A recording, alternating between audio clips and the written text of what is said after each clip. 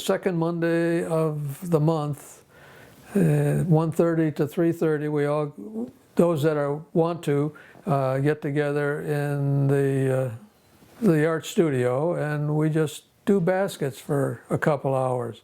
But it's a show and tell of what you have done. It's a problem-solving session for people that have a problem or something like that. We get together and we say, okay, I need some of this and I need some of that. So we order supplies and just generally sit around and have a social time. It's just open. Anybody that's interested in the basketry. That's all it takes. It's just an interest. And if you're going to take my class, I provide all the materials. And all you have to bring is a pair of needle nose pliers and a pair of scissors. Everything else will be provided to you. Then you just have to have the interest to do it. It's fun, it's interesting, it's challenging, and it's satisfying. Well, my art, if you want to call it art, is make pine needle baskets. They're coiled baskets, and they're made by using pine needles to construct the coil, and they're bound together with waxed Irish linen. And we use various methods to start the basket. We sometimes use a stone in the center. We sometimes use a sliced walnut shell in the center. Take your walnut shell, lay your needles on top of it so that the knot is between the needles and the walnut shell. Pull the little tail over to the right and lay it against the shell. Take the long end, pull it over the top, put the needle through a hole in the shell and pull it tight. Now these are, what, almost 18 inches long. These are very flexible pine needles. These are wonderful. They don't have very many of them anymore. This is what I was talking about. This is the southern longleaf pine, and these came from Ocala, Florida. I picked these up when we were there visiting family for a class, and they make this basket, and then they start two more, and they still have needles left over. So you can pull that around, and we'll use the needles dry. We don't soak them, if you can get green ones. If a limb of the nice tree comes down in a storm or something like that, and you can get them while they're still green, they're very nice, because then they're really pliable. Then what you do is you take them, separate them from the branch, and clean them up, dry them, let them dry. Just use plain old RIT dye and dye the pine needles, so you can have a variety of colors. So that adds interest to your different baskets if you use different colored pine needles. The first thing I did was I turned the wooden base on my lathe, and I put a little a rim on it here, drilled holes around the rim, and that gave me my start for the first coil. And as I got out about 2 rounds, the basket says, "This is pretty boring." So I said, okay, I'm going to put in these 8 enhancements here. And as you can see, as I said, by going out through here, each time I wrapped this coil, that got thicker than this area where it wasn't wrapped. So by the time I got out to this point, I had 8 definite sides to it. You know, I got a brown and a gold and a brown, and then how do you attach them to each other?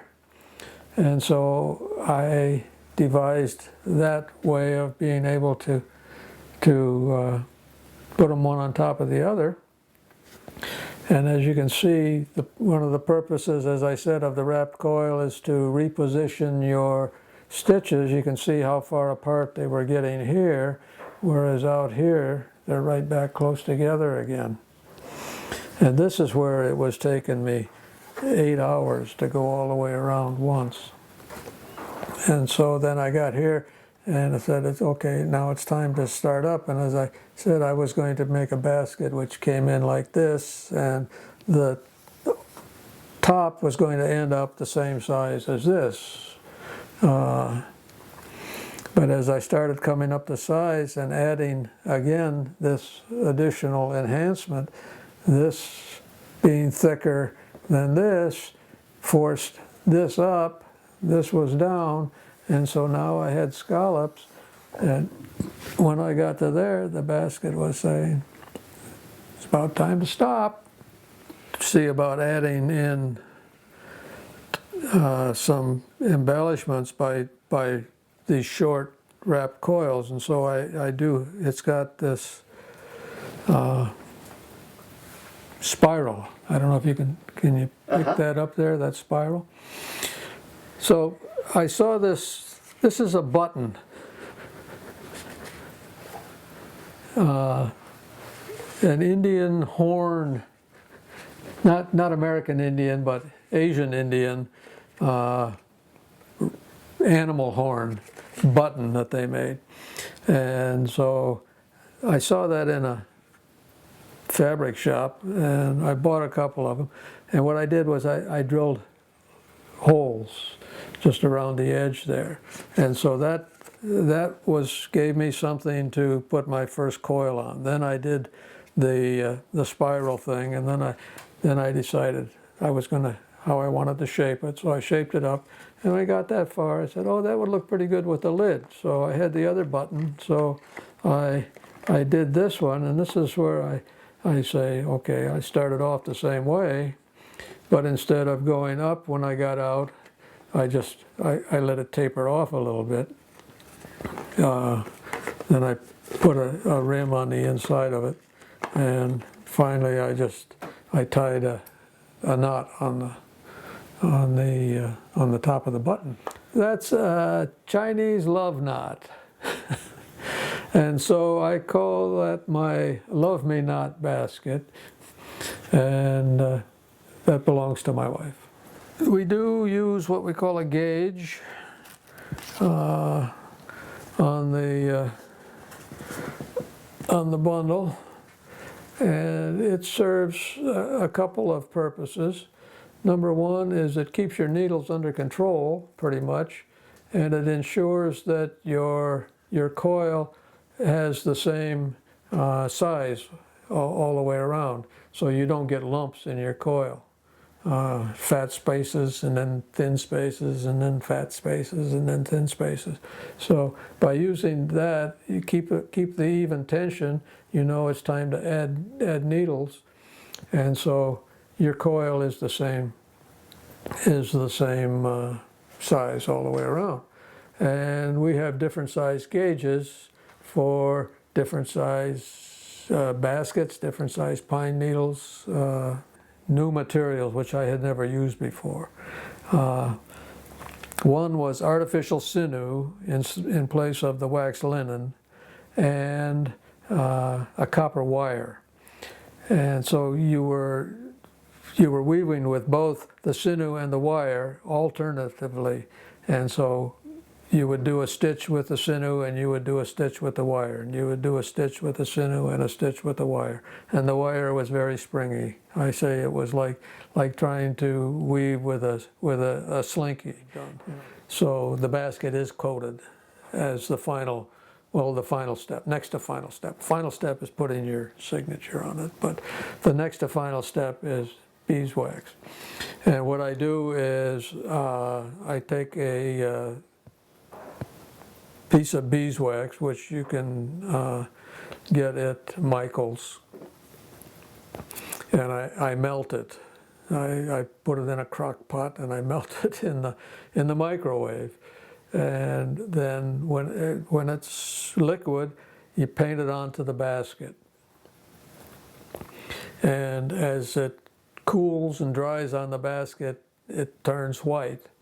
And you wonder if you've really ruined all your hard work by doing this. But then what you do is, I take a hairdryer. You reheat it. You can either put it back in the microwave, you can put it in the oven. I use a hairdryer and just reheat that wax again, and it melts from on the basket, and it just is absorbed into the pine needles and the linen.